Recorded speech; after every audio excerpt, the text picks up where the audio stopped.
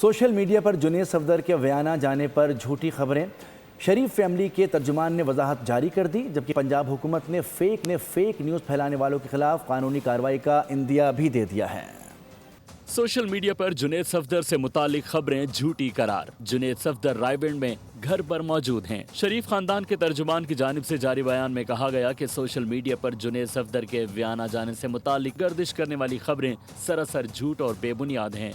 जुनैद सफदर अपनी अहलिया के हमरा रायविंड में घर पर मौजूद हैं। सीनियर सूबाई वजीर मरियम औरंगजेब ने समाजी राब्ते की वेबसाइट एक्स पर बयान देते हुए कहा कि सरकारी तैयारे के इस्तेमाल से मुतालिक झूठी मुहिम चलाई जा रही है। फेक न्यूज़ फैलाने वालों के खिलाफ डेफेमेशन लॉ 2024 के तहत अदालत से रुजू करने का फैसला किया है। झूठी खबरें फैलाने वाले हर फर्द और प्लेटफॉर्म के खिलाफ कार्रवाई होगी।